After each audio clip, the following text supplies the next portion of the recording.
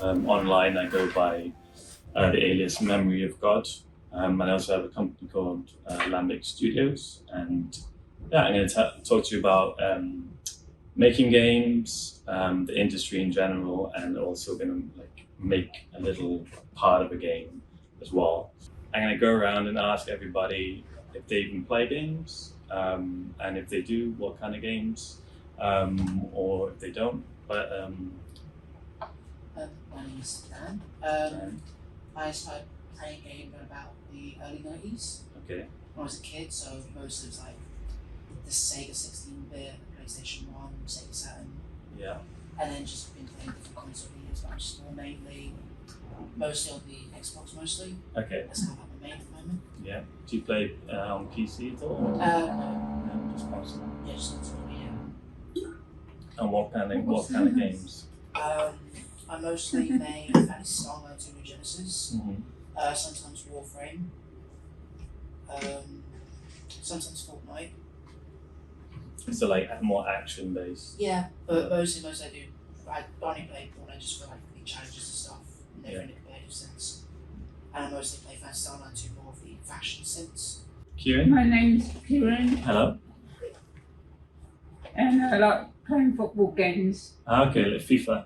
Yeah, FIFA. Okay, cool. West End games. Okay, interesting. Anything else, or is it just purely football games?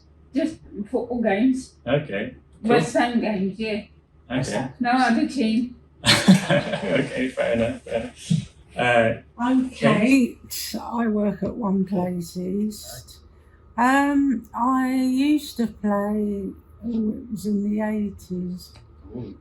Well far ago, a long time ago. I can't even remember what the actual. It could have been Sega, I suppose.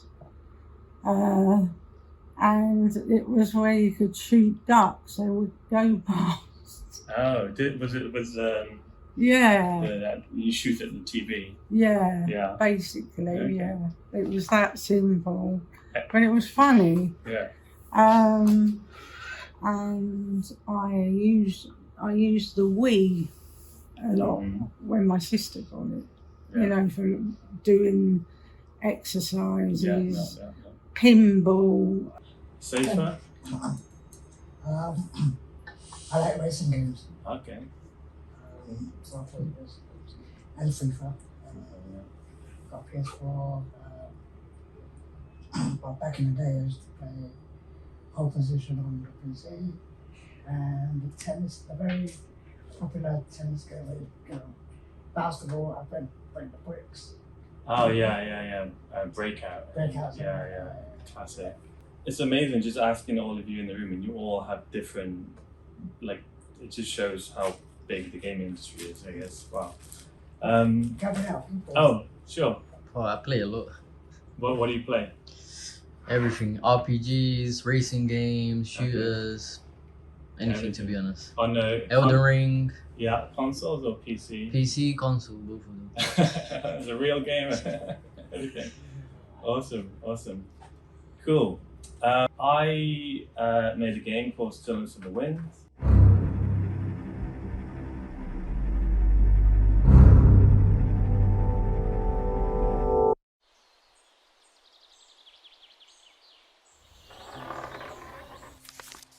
Dear Nana Talma, I hope this letter finds you safe. I regret how we've fallen out of touch. You've always been there for me. Reading to me every night when I was little. I'm amazed how you keep the farm running on your own. The disappeared have begun returning. She will come back to us. I know it. I've started losing pieces of my day. The memory of it. The intent. I want to come home. Say, Nana, when did the birds go away?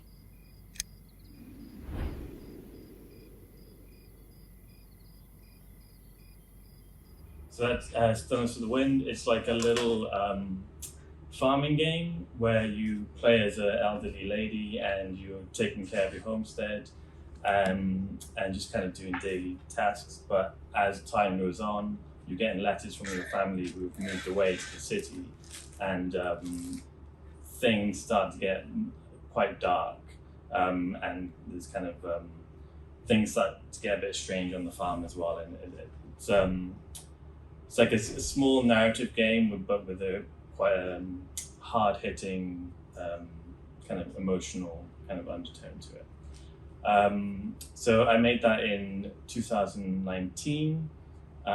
It came out on PC, Mac, iOS, Nintendo Switch. It got some pretty big media attention. It was in PC Gamer, Giant Bomb, some big game establishments. And it was published by Fellow Traveller. That was my biggest game since then. How did that work? So that took about, it's complicated, but just over a year, really for the It full seems production. like a horror film. Yeah, It feels like. it's supposed to have the kind of, in the beginning it's very colourful and looks very kind of cozy and homely, but then towards the end it's getting a little bit, horror film vibes. So since then I've been working on just a bunch of other prototypes and game ideas, trying to find that next big game really, because games are such a big commitment in terms of time and money. You really need to be sure that what you're working on is, is good. Hello. Do you want to just quickly introduce yourself and whether you're a gamer or... Yes, I'm Faku Wilson. I work for Workbest. I work for One PCs. I'm a gamer. I like PS5 games. Okay. Yeah, the recent game I bought was Mortal Kombat. Right. Yeah. Yeah, that's the most recent game I bought. I bought it last week. So Okay. I've been playing on it since. Nice. Okay, awesome. So my journey into games as a kid, I think similar to you. Like I love playing games. My first console was Sega Master System. All through my childhood, I just loved playing games, just getting lost in worlds, just coming home after school and just playing the latest Zelda game or something. Throughout school, though, I liked to draw. Like I was always the one who was kind of sketching on their tests and stuff and getting in trouble for that. So I thought I would be more like an artist in terms of a career. And I actually I went to school in Italy to learn like classical painting, and I did work as a painter for a while. I tried to get a career going of painting, like classical painting, portraits and things. But I kind of just lost interest after a while when I loved drawing for myself, but when it became drawing for a career, it just didn't feel very good to me. So I went to university at that point to study architecture, because I was very interested in architecture as well. And I thought that would be more of a kind of a career for me. And when I graduated from architecture, I worked in architecture practice for a couple of years, but I quickly realized that it, again, wasn't for me. It was far too kind of office-based and more writing emails than kind of being creative in a way that I really wanted to be. So how I got involved with video games is that towards the end of university, I just started following tutorials basically on YouTube. I downloaded a free game engine called Unity, and I just started messing around, just playing, doing prototypes, putting blocks together, making them move and things. And I did that for a while, but I always felt quite limited. I always felt having to follow a tutorial online, kind of step by step to make something. Because as soon as I veered off the tutorial, I got lost. I didn't know where I was. So I ended up taking a free programming course from Harvard, which is, I'll link at the end if any of you guys are interested in doing that. But basically, as soon as I started learning programming, everything's just clicked into place. Having a fundamental idea of that just really helped all the tutorials make sense. So I started making some smaller games, some free games in my spare time while I was working in architecture. And then I made a small game called Where the Goats Are. And that started getting a little bit of traction online. So I was posting images and stuff on social media, which eventually led to a publisher getting involved and getting a publishing deal, which means basically a publisher will give you money, pay you to make a game. And obviously you pay it back, but that's how I started making games for a living, essentially. So the industry, as I see it, is kind of split into two halves, I would say. There's the indie side and there's the AAA side. So on the indie side, you've got games like Stardew Valley. They're much smaller games with much smaller teams. Versus the AAA side, which is your Call of Duties, your FIFAs, your massive games, which involve bigger teams, but also a lot more money, a lot more marketing. There's so much money put into these things.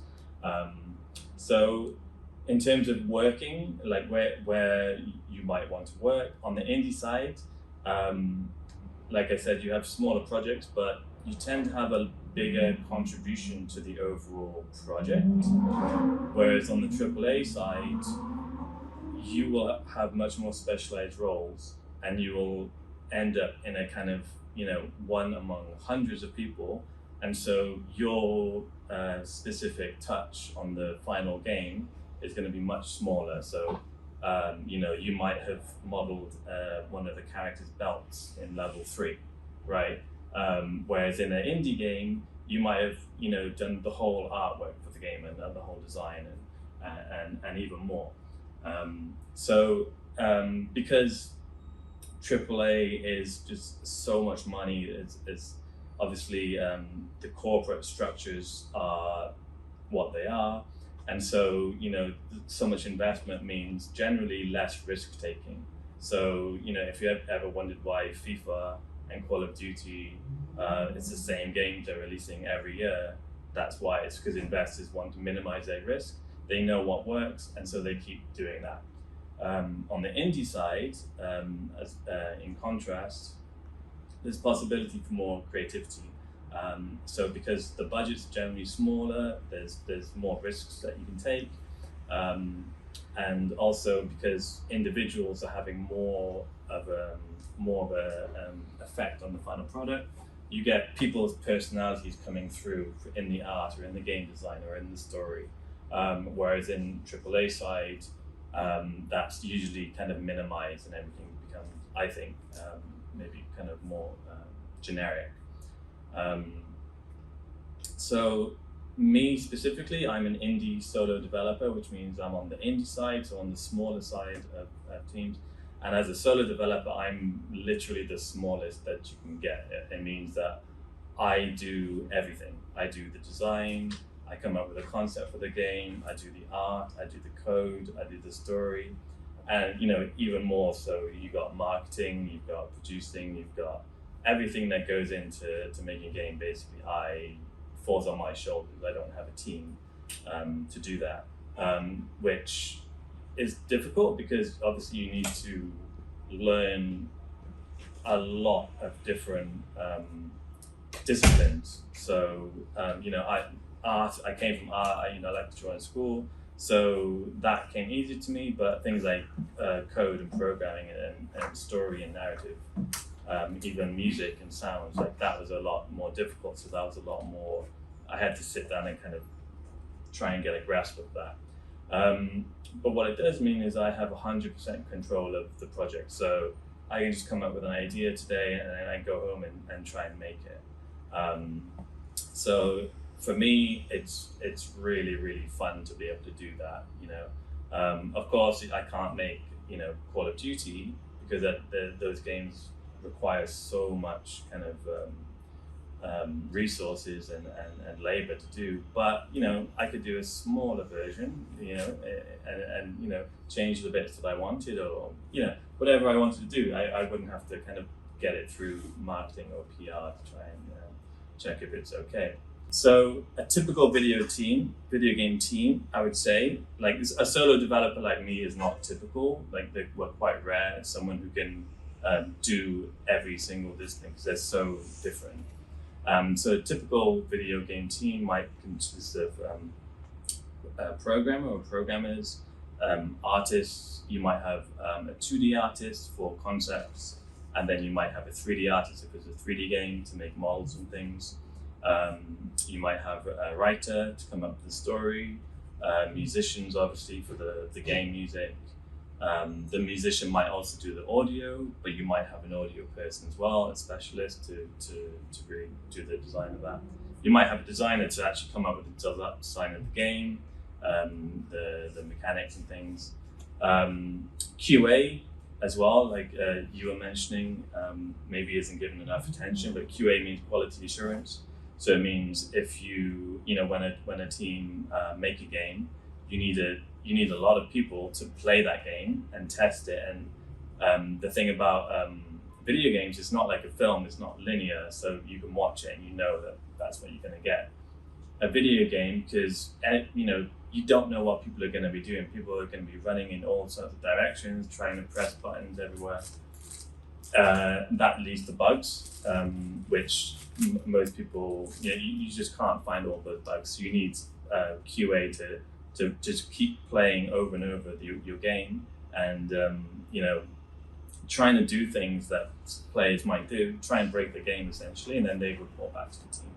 But on a bigger scale, like a AAA game, you might have a whole team for each of those different disciplines. So on a smaller team, you might have one person doing the art, but on a AAA team, you would have an art team. So you would have a concept artist that is just creating ideas and trying to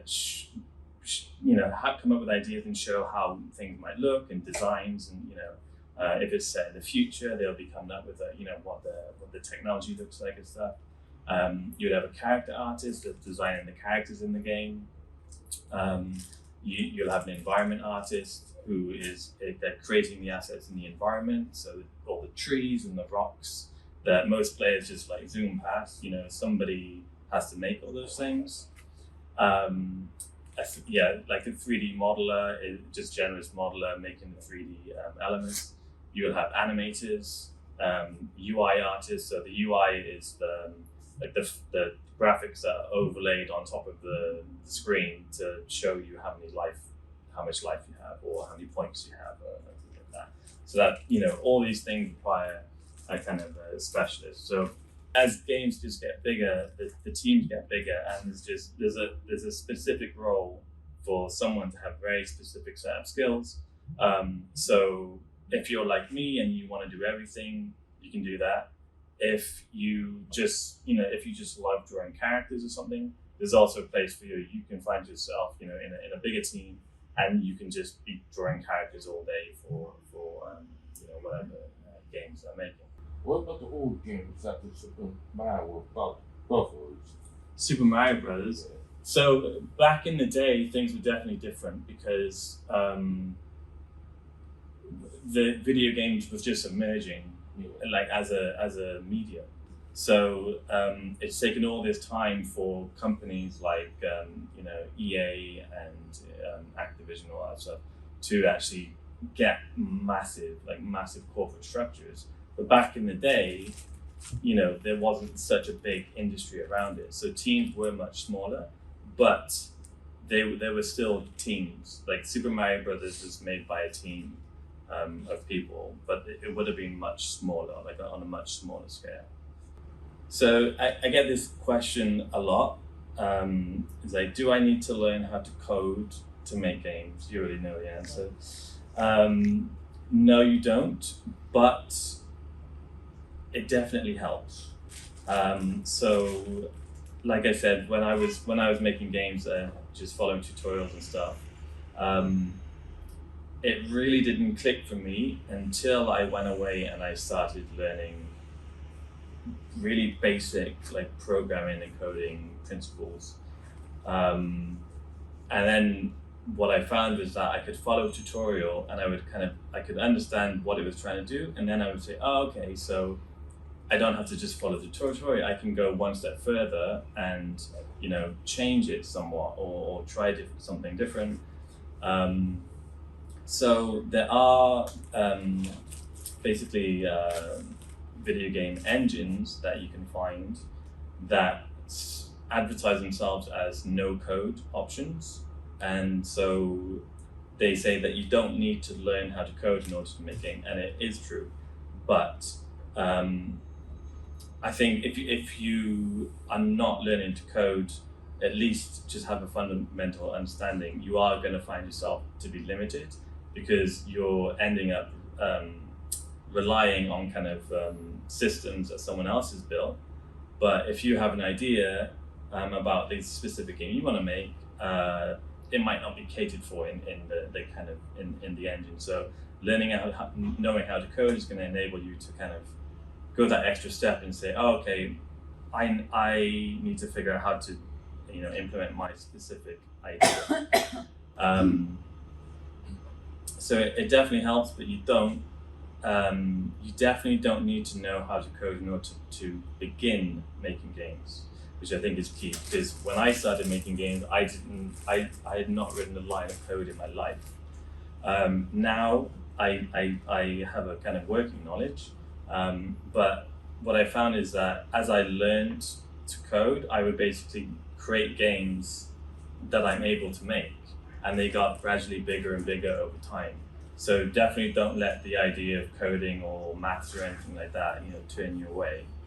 And so with that, I thought I would show how easy it is or how easy it can be to make a game, or at least to get started.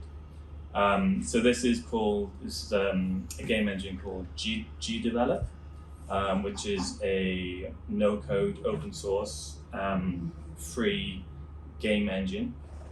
It works right in the browser, so you don't even have to download anything, you just go to the website. And they have really great tutorials which kind of just walk you through little elements. Essentially, like any game, no matter how small, it's going to be a lot of work and it's going to take a lot of time. I would have loved to just do a workshop where we make a game, but unfortunately you just can't do it within the time. You can't make a game in an hour. There's actually a Swedish guy who goes by the YouTuber Danny, and he actually made like mobile versions, which I think he done in an hour or something in a week. For sure, and yeah. not very popular. When you know what you're doing, you can definitely streamline it and make a very simple game in that time. But I think you need to know ahead of time exactly what you want to make, and you kind of have to do it in a way where it's not completely accurate, because a typical game development process is chaotic. You try something, you fail, you come across something, you don't know how to fix it, you have to go research. It's changing all the time. So yeah, we just jumped into a tutorial here, and you can see that it's got these little bubbles that basically are just explaining what you need to do in order to do this. So it's saying there's a platformer, there's a goal, and it's asking you to complete it. So if we play the game now, you see your character is just falling onto the ground and dying. So basically, we need to give him something to land on. So it's saying here we need to add a box. So we're basically going to add a new game object. This is all the things that they have kind of built in, but it's saying we're going to create a box from scratch. So this is just creating a platform for our character to jump on. This is free, open source? Completely free, completely open source. A lot of tools related to game development are becoming free and open source now. So yeah, money is not an issue essentially. Like you can make a game for free, besides your own labor. But if it's as a hobby, it's completely free. So we click this box, and it's asking us to name the block box. So platform, and now we're changing the size. So we're going to make it 128 by 128. So now that's the size of our box, but we need to add a texture to the box, and this is a little bit tedious, but we basically need to assign a texture for every single face of the box. So these are built-in textures that it's given us access to. So all we do is go down for each side and just click the white checkered image that's asking us to put in here. Okay, so now that's our box set up, but we're going to add a behavior. And behaviors are basically code behind the scenes that enable your objects in the game to do something, essentially interact with each other. So you can see these built-in kind of functions that the engine has that you can, these are just like things that a lot of games typically use often. So there's, they've set up a platform behavior here, and that's all we have to do because the engine is doing a lot of the work for us. We just tell it it's a platform, and all these settings can be left. And then it's asking us to create an event. So this event is going to happen at the beginning of the scene. And then this is the platform that we've just made. And then these are all the behaviors that you can assign, all to do with manipulating this object.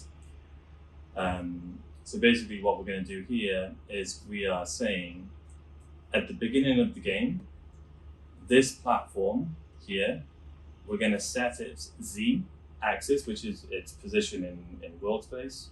So Z is elevation, and it's saying, Z is depth actually. And we're going to say that at the beginning of the game, set this value here to minus 64. So that minus 64? That's the they know where they want the box to be.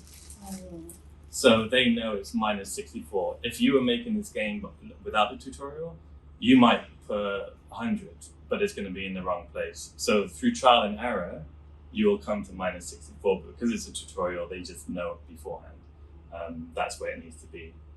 So you click OK, then we go back to our game scene. So they split it out. So you have all your behaviors for your objects here, and then this is your main scene. And now our platform here that we created earlier, we just drag it on, and we drag it below the game character there. And we're done. So now, as you can see, this is the platform that we made, and we can jump on it. But we obviously can't get very far. So now that we have our platform, we can drag more in, and then we can play it again. And there we go. And then there you go. So now basically that's done. There's a process of designing your game. Okay, where do you want this platform? Okay, this wasn't quite good there. Maybe here. Try it again, and there we go. And then we need another one to get over there, etc., etc. basically. But that was a very simple example. But all those little things add up. All those little behaviors, all those platforms, and then eventually you have a complete game. But I would definitely recommend this engine as a beginning, because of the tutorials. So they're great. That really step you through. They tell you where to click. They tell you what's happening. But then obviously you can see all this information on the screen here is for you to kind of take it further and come up with your own games. Yeah, so that's how easy it could get. It can be. It's not that easy. I'll tell you now. When you're doing it by yourself, it's tougher. You should have everything you need to know to go home today and make a game. I've got some links up here. So for GDevelop, there's a engine called Godot, which is what I would recommend if you are interested in learning to code. And then this is the course that I'm talking about learning to code, essentially. So if you are interested in learning to program, which is, even if you don't want to make games, it's interesting. I would definitely recommend this course, and it's completely free, and it's just a load of videos you go through, and you can do it on your own time. Questions? If anybody has any? Do you think knowing a lot more about algebra would help you? Because I was looking, and basically it had X and Y. Yeah. And I was thinking that's what reminded me of school. Yeah. So would you say? Maybe not specifically algebra, but there are definitely certain concepts in programming which are worth kind of studying by themselves in a mathematical sense. Just because, so for example, positioning an object in space, in the virtual space, you have X, Y, and Z axes. So, if I have an object here and an object here, this is the center of the scene, there's a mathematical equation, which a mathematician will be able to tell you, like how to figure out, say you wanted this object to move towards this one. There's a mathematical equation that would work out the vector direction to get there, but it's complicated. Now, as you were saying, Daniel, you can go online, search for this problem, and you could probably find code snippets, which will give you the code that says, if you want this object to go here, you need this code. You put that code on this object and it'll do it. But if you understand the maths and how it's working, then you can do a lot more interesting things. So maybe you need to work out the speed. Maybe you want it to start faster and end slower. Or maybe as this one's coming, you want this one to turn away. These are all mathematical things, but they're things that you can look at individually. So you can kind of ignore it until you come across a problem where you need to do something like this and you don't know how to find these directions and all these things.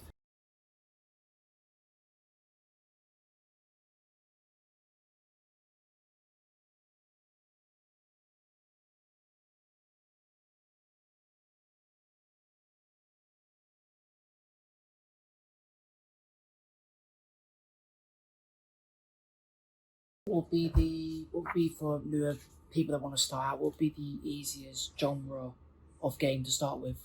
So I think platformer. I think there's a reason why that the introductions on GDevelop are platformers, because you have once you have the basic movement, which is usually it's 2D. I would definitely recommend 2D first. Once you have the basic movement, then you can just have fun kind of designing levels, right? With that same kind of movement. And then maybe you could have like unlockables that increase the movement or add different abilities, things like that. But it's all kind of very manageable. But I will say as well, if you do want to make games, it's so much work that you need to be making the game that you want to play, because it's just not going to be worth it otherwise. It's just too much work. So if you're not finding it fun, then you're not going to finish it. But if you don't like platformers, then I'm not going to tell you to go and make a platformer, right? So for me, the first kind of games I was making was kind of I could probably show you actually. So this was the first game that I made.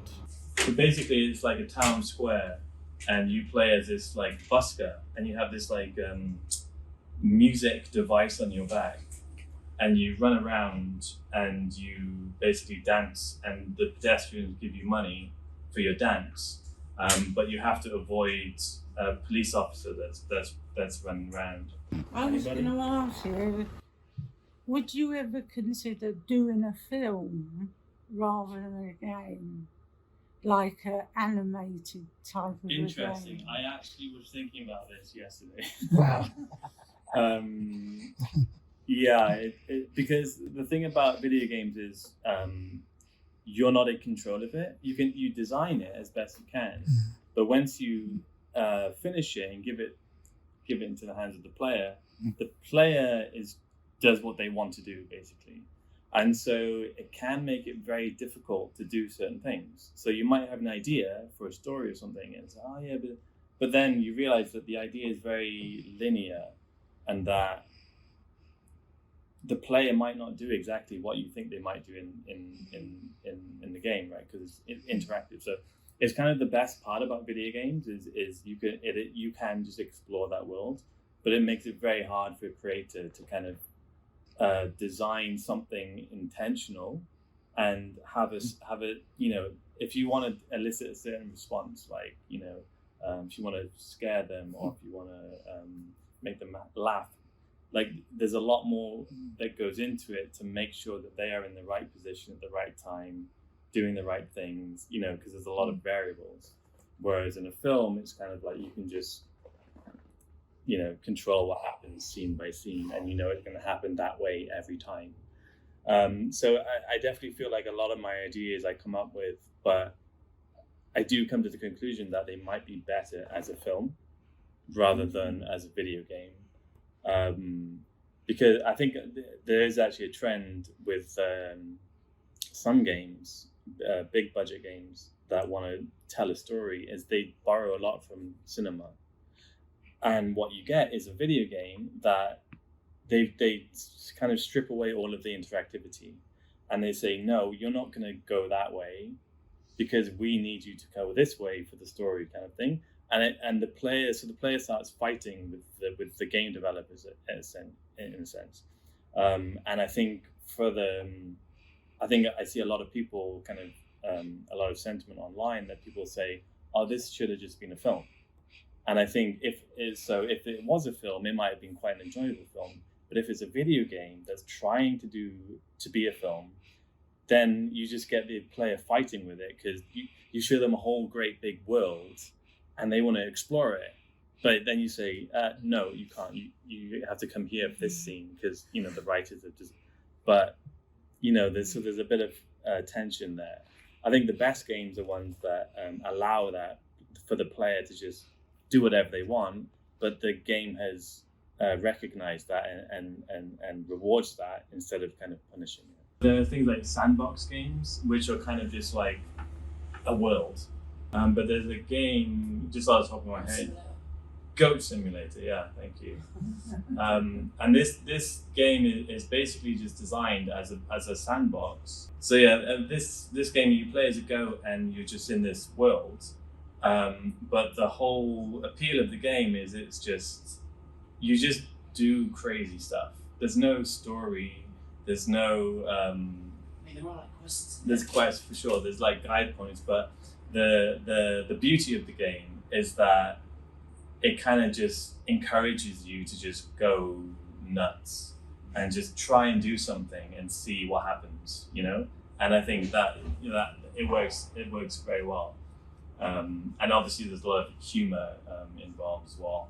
When I was a kid, the thing that got me interested in video games was the idea of like this world that you could just enter and you could explore, and it's it doesn't have the same rules as real life. It can be whatever. Going back to your school, college, university. What advice did your careers advice give you in relation to jobs and getting to Germany? Because You played a lot of games. Yeah. To be honest, I don't remember ever talking to a careers advisor. I know that my parents didn't like me playing games. My dad especially. He would. I think he saw it as kind of wasting my time. And especially like I've diagnosed ADHD. So in school, I recently diagnosed. I didn't know it, but basically I started doing very badly in school.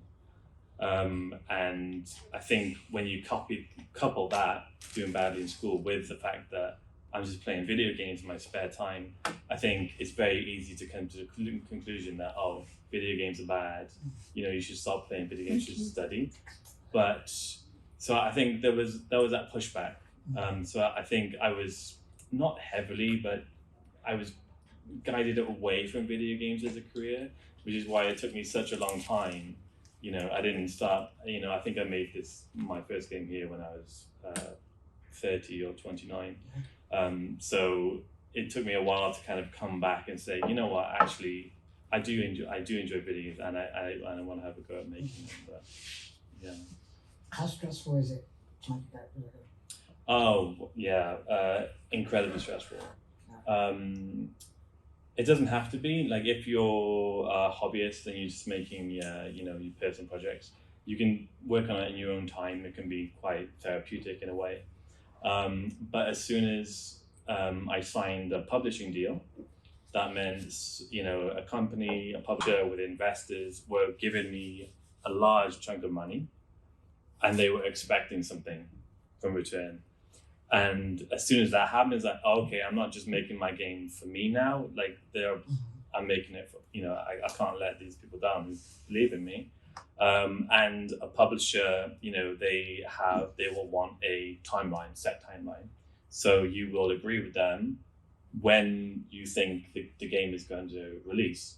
So as soon as you have a deadline, obviously the stress ramps up. And I think the stress adds up when you are working on something and something happens, like a bug in the code or the game, and you don't know how to fix it. So, there are problems that come up which don't have an immediate solution, that you don't know how you're going to fix, but you have that deadline coming up. And it's not just the publisher, but when they announce it, they announce the game, they announce the release date. So then you're tied to a release date, and you need to get it done by that time. And if you don't, the publishers are going to be angry, the players are going to be angry. Suddenly there's a lot of pressure on you. So it can get quite intense, yeah, for sure. Is creating video games a lonely task? For me, it is, yeah. For me, it is as a solo developer. Yeah. But like I said earlier, I think I'm in the minority. Most people are not working by themselves, they're working in a small team. I would say the average across the whole industry is maybe 3 or 4 people working together. So typically you would have a programmer, and then you would have like an artist.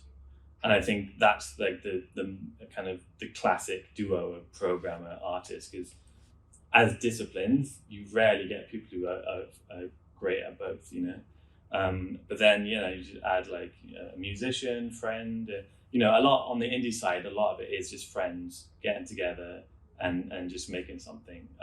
So in that sense, it's definitely not lonely at all, because you're doing it within a team. And I think it's definitely, I would probably recommend it.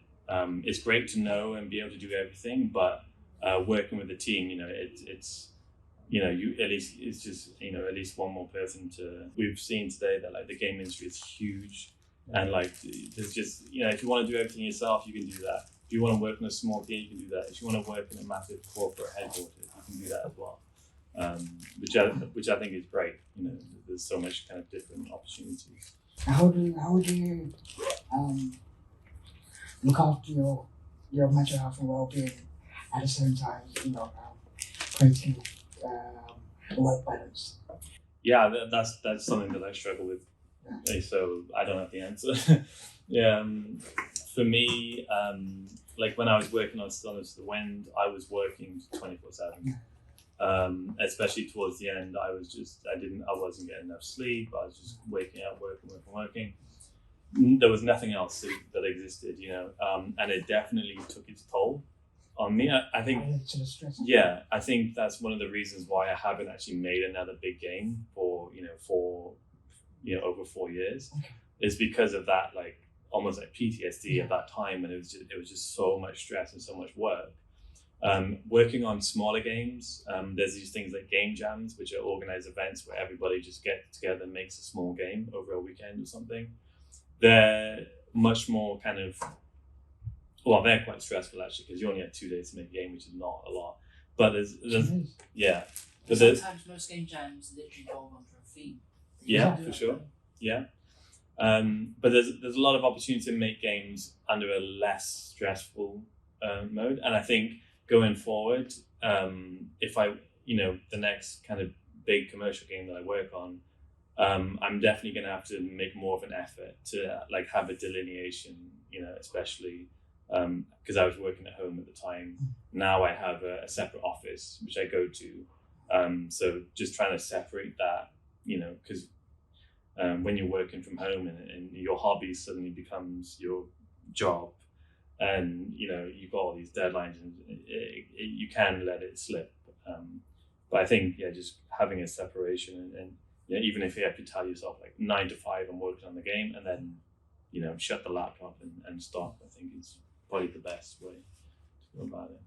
I've got a question for you. Yeah. Do you ever get anyone invite you to have a discussion what the new consoles will be for the future? I know you're not allowed to tell because not me personally, because the games I make don't make enough money for the console people to care about me. They don't know I exist, but it does happen. They will talk to more of the big companies, and they will show the kind of technology that they're working on. And because when you release a console, you need games that release on that console, right? Yeah. So they obviously need access to the console before it's even out. Sony, for example, who makes PlayStation, they do have their in-house studios, which they own, which make games. Yeah. So they would probably talk to those teams first, because they would be making the technology, but they need to make sure that technology is useful for a game developer, right? Yeah. So they would talk to their own internal studios first. Have you ever been nominated for anything? Yes, I have actually. There's an award called Games for Change, which is I'm not sure if it's a charity actually, but basically it's an organization. They focus on games for like having some kind of impact in the real world rather than just being pure entertainment product, which is great. Because I think games as entertainment has been proved that it works. Like these companies are making insane amount of money. But I think video games as a medium for cultural and societal change hasn't been fully explored yet. So I think people like this are doing that work and encouraging developers to work on things that are impactful for various reasons. I'm not exactly sure why I was nominated. I'm going to be honest. No, I don't. And maybe because I think unfortunately in games like female protagonists are very rare, because a lot of the video game industry currently are male. Yeah. So it might have been something to do with the fact that the protagonist in Stillness of the Wind was an elderly female, which was a demographic which is almost non-existent in the video game world. I think that might have something to do with it. But yeah, there's a lot of work going on actually in these kinds of areas of enabling, looking at games and how they can be used for the better of society rather than just pure profit-making entertainment things, which I think is great, and actually is where I kind of probably want to veer towards. Hence why I'm here today, because I think Just making video games for money is, boring for me at the end of the day. So It's if it is as an organization, I'm not saying it will help with that sort of thing, and we decided to make a game. yeah, Is it possible? Can you come back to us? yeah, Yeah. of course. I mean, if you guys decided to make a game, if you were gonna make an indie studio, I would be offended if I didn't come back. Let's put it that way. Yeah, I was thinking when you were talking about how long a game could take, right? Yeah. I was thinking, if we made a game, say, for example, in a day, Mm. we set a whole day, one session, afternoon session, right? Come up with a platform Yeah. game, using characters that work here Mm-hmm. and get images of what things you want. Yeah. Maybe that's something to think about. Yeah. Well, yeah, we can chat about that and work something out. I was going to ask Yeah. if we can make a game for person with dementia. That would be brilliant. Yeah. That's a really good idea. Yeah. I mean, I think there are a few games that are. I'm not sure if they're for people with dementia, but like an experience, almost like you play the game to get an experience of what it would be like. Mm. So I think there's a lot of games like that. You know what I asked that question for? No. Because I've got dementia. Oh, really? Yeah. Yeah. So it's interesting that like I was saying before with the Games for Change, games, they do have the opportunity to cater to wider range of people, if even that's just like sharing experiences, right? So if you have if you're a certain way, like the game I'm currently working on now, I'm thinking of ideas like, how do I get my personal experience of having ADHD through to the player? And I think because video games are interactive, they are well placed to do that. Someone can just play, but through the game design and stuff, you can have them experience an experience that they have not had, in their own body. So I think, like having people of widely varying experiences and life, to make games that are personal to them and about them, I think is important, especially since on the higher and the bigger budgets, you don't get that because there's hundreds of people working on a game. It's always kind of a little bit impersonal at the end of the day. But with smaller games, you can definitely make games that are about personal experience, or are designed to kind of engage people and make them see things from a different way that they wouldn't in ordinary life. So obviously we've got game enthusiasts, right? Yeah. So what one piece of advice would you give to one of us? To be honest, just do it. Like just jump in and just do it. Like that's the way you're gonna learn. Just try it. Just try it out. There's nothing stopping you. Like you might think there is, but there's not. These days, there's so many free tutorials, free blog posts, free game engines, free software. Like everything is free, basically. So what's the best free engine to start with? So here I've got GD Develop. If you don't want to learn to code, this is definitely a good starting place. If you want to learn to code and you want a game engine that can do a little bit more or a lot more, I would recommend Godot. What's nice about Godot is it's completely free and it's open source. So it's a kind of community led thing. And I think it's only getting better from now. Already people are making kind of commercial 2D games with the engine. It's perfectly fine with that. If you want to make a 2D game, it can do anything that you want. 3D is a little bit lacking, but they are actively working on it now. So I think within 6 months to a year, it's going to be fully featured 3D engine as well. So I think Godot is the one to learn if I were to start today. Cool. Yeah. Cool. Thank you. Lovely, thank you. Thanks for listening. Thank you. Hopefully you found it helpful.